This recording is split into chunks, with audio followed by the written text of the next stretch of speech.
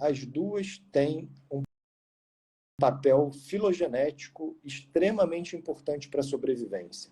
O que significa isso? A dor é como se fosse um sistema que me alertasse da integridade do meu corpo. Tá? E quando a gente fala de emoção, né, como é que funciona a emoção no nosso corpo? Emoção significa eu estou o tempo inteiro escaneando o ambiente, tá? Para procurar pistas que a gente chama de pistas apetitivas, que são pistas que me direcionam. Né? Exemplo, eu estou com fome, né? A minha capacidade de introspecção detecta que eu estou com fome, e eu vejo uma lanchonete, eu me direciono para a lanchonete. Né? Ou seja, eu detectei no ambiente alguma coisa que pudesse suprir a minha fome. Então, a emoção, ela significa escanear o ambiente em busca de pistas aversivas ou apetitivas. Né? Aversivas, estou andando na rua e vejo um cachorro vindo na minha direção. Né? Então, aquilo aí detecta e ativa um sistema de defesa, que é um sistema de luta e fuga. Né? Então, assim, eu não consigo separar dor de emoção em nenhum momento, nem no processamento no cérebro, nem na própria definição de dor. Né? Então, acho que a definição de dor ela já começa a trazer para a gente a definição de experiência, a definição de quais são os estímulos sensoriais presentes, começa a trazer informações relacionadas à interação de dor. Por último, ela traz a definição de dano tecidual presente, ou seja, eu realmente me machuquei, né? Dano tecidual em potencial, que seria a minha situação de risco. Né? Então, assim, quantas vezes a gente, sei lá, corta o dedo, acha que se cortou muito, e quando a gente olha, fala, não foi nada. E a dor imediatamente, ou o inverso, né? Quando a gente, caramba, cortei muito meu dedo, e a dor imediatamente ela sobe. Né? Então, assim, esses são conceitos presentes que muitas vezes a gente não olha ponto a ponto o que eles podem significar. Entende? Entendo. Deixa eu fazer um comentário e me fala se eu estou pensando errado.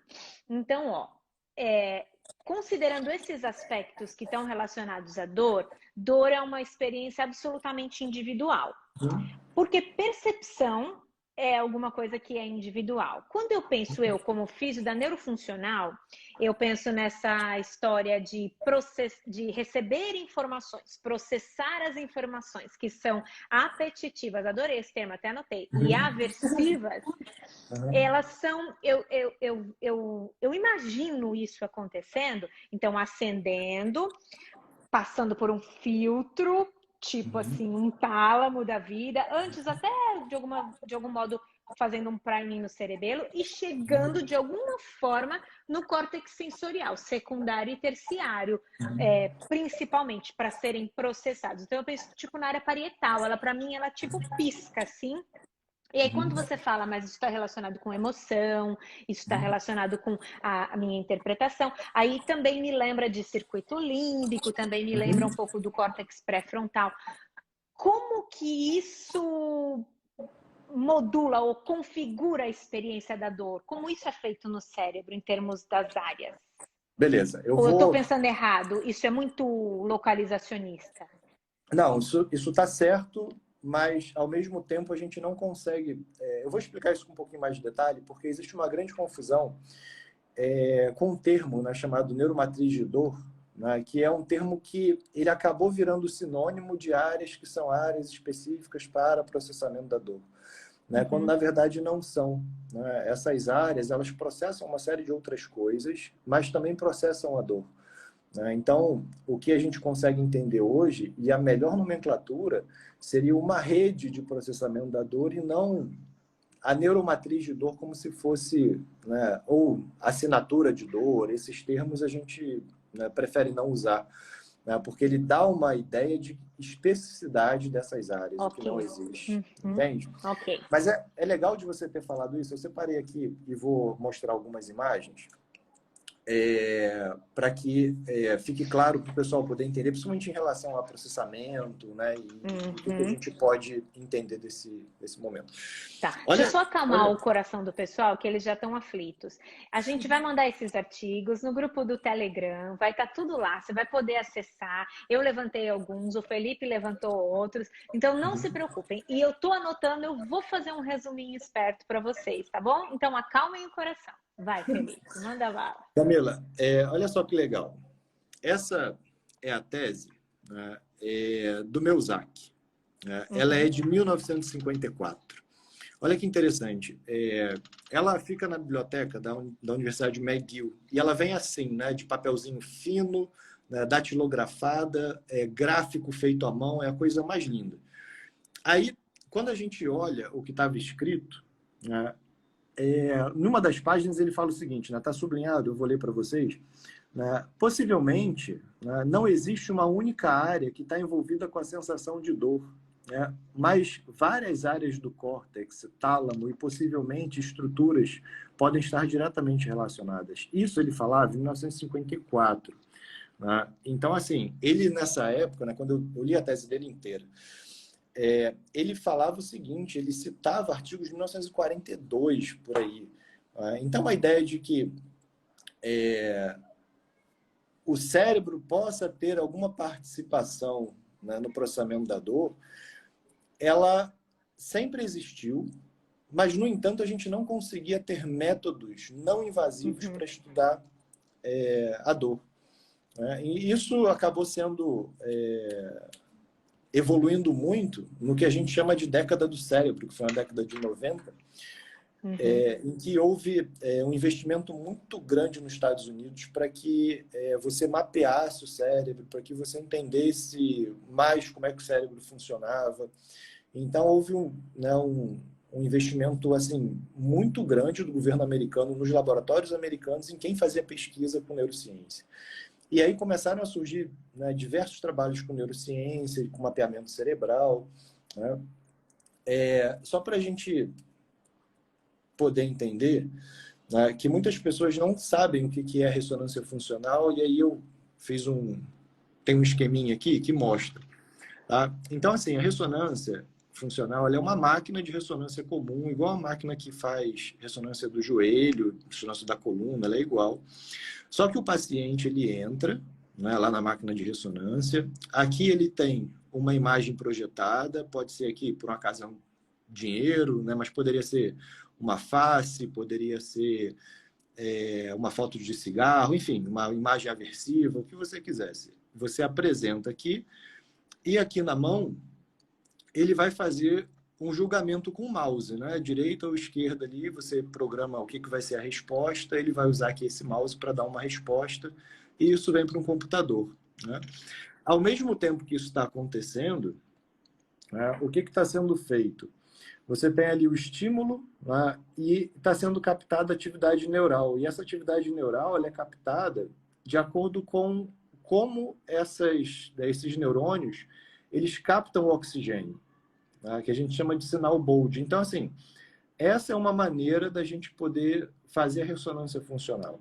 E o que a gente vê? Geralmente a gente vê, né, o sinal Bold, que é essa areazinha aqui mais acesa, tá? Mas existem várias maneiras de você fazer análise, né, do cérebro. Né? Então, o sinal Bold seria isso, né, de você ter a captação do neurônio, do oxigênio por parte do neurônio, e ali você acendendo determinada área. Beleza. E agora, para a gente entender especificamente as áreas, e é legal a gente poder ter isso, olha só. Para a gente poder entender como é que funciona esse mapeamento da dor no cérebro, quais são as áreas que processam, tá? Entenda o seguinte, que você tem um estímulo nociceptivo, por exemplo, vindo da periferia, um paciente com artrose, um paciente com ombro doloroso, enfim, um estímulo vindo da periferia. Esse estímulo, ele vai entrar ali no núcleo medial e lateral do tálamo, né? E parte vai para o que antes se considerava, mas a gente não tem usado tanto essa nomenclatura de sistema lateral e sistema medial. Mas a gente vai usar aqui para facilitar, para as pessoas entenderem né? O que a gente tem aqui de áreas importantes? O sistema lateral, ele está muito mais, né, envolvendo ali S1 e S2, ele está muito mais relacionado à localização da dor. Ou seja, ele está muito mais, tem muito mais uma função de falar assim, meu ombro direito que está doendo. Né? Por quê? Essa área de S1 e S2 é onde você tem o homúnculo de Penfield. Né? E aí você tem a representação do corpo no cérebro. Então, essas áreas vão te dar a localização da dor. E o sistema medial, que são essas áreas, né, você tem córtex pré-frontal, você tem córtex cingulado anterior, você tem a ínsula, núcleos da base, amígdala. Todas essas áreas são áreas relacionadas à cognição e emoção, principalmente. Né? Então, é impossível, né? Observa que eu tenho tanto um aspecto sensorial aqui, né? Mas eu tenho um aspecto cognitivo-emocional da dor presente para qualquer que seja a dor. Independente se é dor aguda, se é dor crônica, independente. Para qualquer que seja o tipo de dor, o processamento vai envolver essas áreas. Em algumas situações, essas áreas acendem mais, acendem menos, umas aparecem, outras não aparecem. Mas o que os estudos eles costumam ser dizer com mais frequência é o córtex cingulado, a presença da ínsula e a presença de S2, na maior parte dos estudos sobre dor. Né? Mas é muito interessante a gente poder olhar para essa imagem, né? Porque o que a gente vê aqui? A gente vê tanto áreas, né, como córtex pré-frontal, ínsula, amígdala, relacionados com processamento de emoção. A gente vê áreas relacionadas com a representação do corpo no cérebro. A gente vê área motora suplementar. A gente vê córtex motor primário, que é responsável pela execução do movimento. A gente vê áreas do tronco encefálico que são responsáveis pela modulação descendente da dor. E olha que interessante. Não sei se é nesse ou no outro, mas aqui eu já consigo explicar. Essa área, né, a substância cinzenta periaquedutal, que está aqui no tronco encefálico, essa área é como se fosse o centro de modulação da dor no cérebro. E essa área, ela tem uma conexão direta com córtex pré-frontal, amígdala e substância cinzenta periaquedutal. O que isso me diz? Ela é uma área modulatória. Sendo uma área modulatória, ela pode tanto aumentar o que está vindo de estímulo noceptivo de baixo, como ela pode inibir o que está vindo do estímulo noceptivo da medula. Então, ela vai atuar diretamente no corno posterior da medula, aumentando, né, potencializando aquela sinapse ou inibindo aquela sinapse. E ela tem uma influência direta ali do córtex pré-frontal, da amígdala e ali direto no tronco encefálico. E assim, existem uma série de outras áreas que a gente poderia falar especificamente, né? Por exemplo, existe a conexão do córtex pré-frontal com a amígdala, com o hipocampo e com o hipotálamo. Né? Então, isso já vai ter modificação, por exemplo, em variabilidade de frequência cardíaca, isso já vai ter influência em formação de memória. Então, o processamento da dor ele é extremamente complexo, né? E que envolve muitas áreas, ou seja, a gente não consegue falar, né, de uma neuromatriz específica. Né? E por que não? E por que a gente não consegue falar? Porque essas áreas, elas não ascendem só para a dor. Né? Para você ter uma área no cérebro específica, ela tem que ser específica para um determinado estímulo, né? Como o córtex visual é, né? Como V1, por exemplo, é. Então, essas áreas, elas processam uma infinidade de coisas que você não poderia dizer que são áreas específicas para a dor. Né? Teve uma pergunta aí nos comentários, eu desativei, porque para ver melhor as imagens que a gente ganhou um bônus aqui, né? Aula legal. com PowerPoint, com slides, eu desativei, não precisamos deles. Mas teve uma pergunta incrível. A pessoa disse assim, não lembro quem foi, falou, mas essas alterações cerebrais, elas são causa ou consequência? Sei. Não dá para saber, né? É uma baita pergunta, cara. Vamos lá. O que a gente tem hoje? Né? O que a gente sabe hoje é que pessoas com dor crônica tem modificações no cérebro, e essas no sistema nervoso central de uma maneira geral. E que modificações são essas, né? No cérebro, são modificações estruturais, né? Como, por exemplo, alteração da espessura de substância cinzenta, diminuição da substância branca, né? Então, tem alterações estruturais e alterações funcionais. O que que são alterações funcionais? Alterações funcionais são aquelas áreas que aparecem acesas e quando você olha um controle saudável, aquela área está apagada. Ela não está vermelhinha, como eu mostrei ali na ressonância funcional. Ela tá, no paciente com dor, ela está vermelha e no paciente sem dor, ela está cinza, né? Está apagadinha. E o que a gente sabe hoje, né? O que acontece de diferente, né? Vamos pegar assim, 2 pacientes, né? Um com dor lombar aguda, os 2 pacientes com dor lombar aguda que foram acompanhados ao longo de um ano, no final de um ano, um tem dor crônica e o outro não desenvolveu, né? O que mudou no cérebro deles? O que a gente observa é, os 2 pacientes, na situação de dor aguda ou subaguda, eles têm um processamento no cérebro que é um processamento comum, tá? Que qualquer pessoa estimulada com dor aguda tem aquele processamento. Tá? No entanto, quando você vai para a dor crônica, você tem uma migração de atividade de áreas sensoriais, né? Ou seja, na dor aguda acende bastante S1 e S2, mas quando você vai para a dor crônica, você tem principalmente aumento de atividade do córtex pré-frontal e da amígdala. Ou seja, você tem uma migração para áreas cognitivo-emocionais. E aí que começam a surgir as teorias tentando criar intervenções que atuem nessas áreas, né? E que, na verdade, são áreas que também podem estar relacionadas com o circuito de recompensa, né? E hoje aparece o circuito de recompensa, né, envolvendo o núcleo accumbens, principalmente, ele aparece muito como sendo uma possível zona que estaria relacionada à inibição de dor, né? Então, ele, por exemplo, aparece no efeito placebo, né? Ele aparece em algumas outras intervenções. Então, assim, essa conexão do córtex pré-frontal com o núcleo accumbens parece ser uma chave para a diminuição da dor nesses pacientes. Então, o que a gente vê de paciente com dor crônica é uma migração de atividade para a área cognitiva emocional, né? E a gente tem na literatura, Felipe, depois... Porque, assim, a gente entende neuroplasticidade como uma experiência duradoura o suficiente para gerar alguma modificação, seja ela morfológica, estrutural ou seja ela funcional, né? Então, assim, neuroplasticidade pode ser a mudança que ocorre que dure alguns segundos.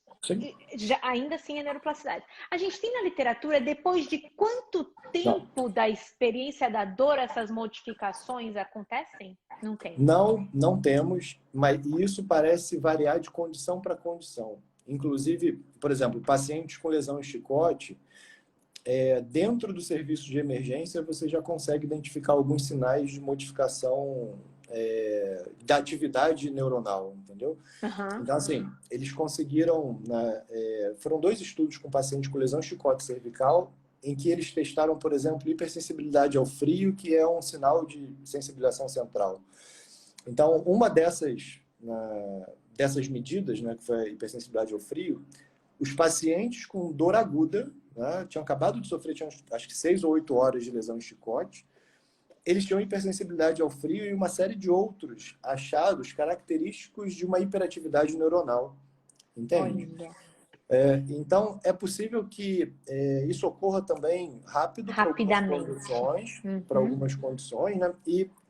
E é possível que, assim, o mecanismo teórico por trás da lesão em chicote cervical é que a desaceleração rápida do cérebro geraria um processo de neuroinflamação mediado por células da glia, né? E esse processo de neuroinflamação poderia, talvez, explicar essa hipersensibilidade dos neurônios muito rápido, entendeu? Muito acelerado. Entende? Que você não vê, por exemplo, num paciente com dor lombar aguda. Entendi. Entendi. E o que que eu vejo nos pacientes, eu como alguém que não tenho acesso a nenhum exame de imagem funcional cerebral, então eu não tenho a menor ideia, só vou ter esse conhecimento, mas o que que eu vejo no meu paciente, seja ele neurológico ou não, mas que experiencie dor, que me indica que essa experiência da dor, ela está toda envolta por alterações já cognitivas e emocionais. Então, já houve mudanças em diversas estruturas e essa dor já mudou alguma coisa em termos de alteração cerebral. Eu consigo ter alguma coisa que indica um sinal, um sintoma, um teste, sei lá eu? Você tem algumas medidas que podem ser feitas na prática clínica, né, que a gente usa, mas, por exemplo, para avaliar a sensibilização central, a gente não tem testes padrão ouro, né? Uhum. O que a gente geralmente usa, mas que clinicamente são aceitos, né? Por exemplo, o que a gente vê, né? A gente pode entender, começar a pensar num paciente com sensibilização central para pacientes com experiência de dor exagerada. Então, assim, aquele paciente que a intensidade de dor dele sempre é 10, 9, e a dor é a pior da vida, sabe? Então, a experiência de dor é exagerada. E ele tem dor, a palpação em pontos distantes. Então, assim, esses dois sinais, que são totalmente clínicos, eles me levam a pensar na possibilidade de sensibilização central. Assim, é legal a gente, né, como tem muito clínico na live, é legal a gente poder diferenciar os 3 tipos de dor, uma vez que esses tipos de dor são muito frequentes e podem se confundir em pacientes neurológicos, tá? Vamos lá. Primeiro, dor nociceptiva. A dor de padrão nociceptivo, né, apesar do termo não ser o melhor termo, né, mas dor de padrão nociceptivo, ela tem como característica, a dor aparece quando você reproduz mecanicamente, né? Então, assim, aquele paciente está com dor, está com o braço parado, não dói. Aí você tem um movimento